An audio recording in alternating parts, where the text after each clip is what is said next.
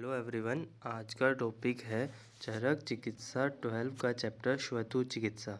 श्वथु को शोथ भी कहा जाता है। इसका शाब्दिक अर्थ है बड़ा हुआ।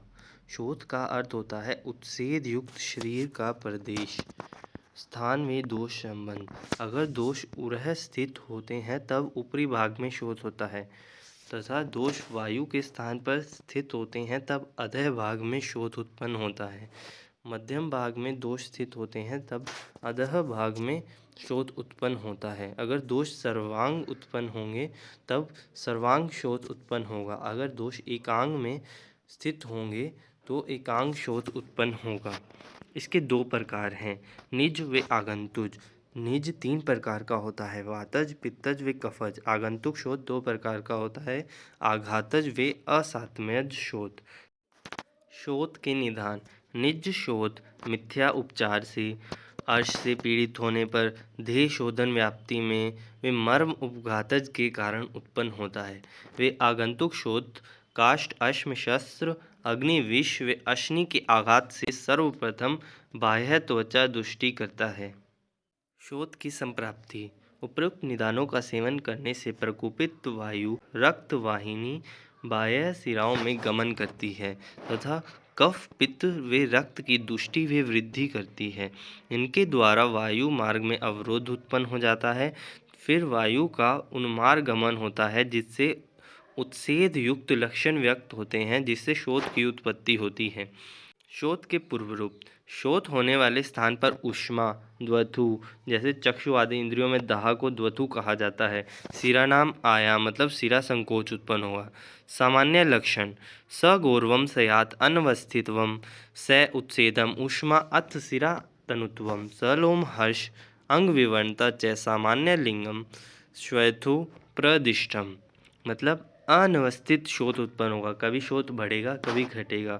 उत्सेद उभार युक्त शोथ होगा। आक्रांत प्रदेश में भारीपन होगा। सिराओं का पतला होना, रोमांच व अंगों में विवरणता आदि लक्षण शोथ में उत्पन्न होते हैं। शोथ के विशिष्ट लक्षण।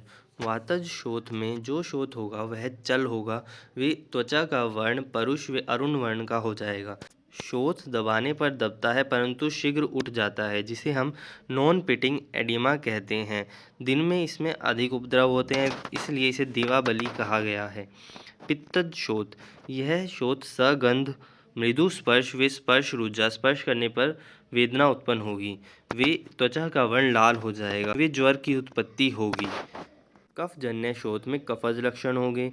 कफज शोथ दबाने पर दबा ही रहता है, जिसे हम पिटिंग उडिमा कहते हैं। कफज शोथ रात्रि बली होता है, रात्रि में इसमें ज़्यादा कष्ट उत्पन्न होता है। शोथ के असाध्य लक्षण। अगर रोगी कृश है, वे शोथ सर्वांग में है, वे वमन व्यापद से शोथ उत्पन्न हुआ है या फिर शोथ मर्मगत है तो वह शोथ असाध्य है। सामान्य चिकित्सा। अथ आमज लंघन पाचन क्रमई विशोधनई उलवण दोषम आदितः शिरोगत शीर्ष विरेचनई अधो विरेचन ऊर्ध्व हरे तथा ऊर्ध्वजम। अगर रोगी आम दोष से पीड़ित है तो उसे लंघन पाचन कराना है। अगर दोष प्रकोपित हो गए हैं तो शोधन कराना है। अगर शिरोगत शोथ है तो नस्य का प्रयोग कराना है। ऊर्ध्वगत शोथ है तो वमन का प्रयोग कराना है। वे अधोगत शोथ है तो विरेचन का प्रयोग करवाना चाहिए। स्निग्ध पदार्थ से अगर शोथ उत्पन्न हुआ है तो रुक्षण चिकित्सा, और रुक्ष पदार्थ से शोथ उत्पन्न हुआ है तो स्नेहन चिकित्सा का प्रयोग करना चाहिए। दोषों के आधार पर चिकित्सा। वात प्रधान्य शोथ में निरूह बस्ती का प्रयोग करना चाहिए। वात पित्त प्रधान्य शोथ में तिक्त द्रव्य साधित घृत का प्रयोग करना चाहिए। कफ प्रधान्य शोथ में क्षार, कटु व उष्ण द्रव्य को गोमूत्र के साथ प्रयोग करना चाहिए, जैसे हरितकी प्लस गोमूत्र का प्रयोग। चिकित्सा में प्रयोग होने वाले प्रमुख योग हैं पुनर्नवारिष्ट, त्रिफलादि अरिष्ट, कंस हरितकी, क्षार गुड़िका, गुड़ आद्रक व चित्रक हरितकी। शोथ में शीला जतु का प्रयोग भी करना चाहिए, त्रिफला क्वाथ के अनुपान के साथ। बाह्य चिकित्सा।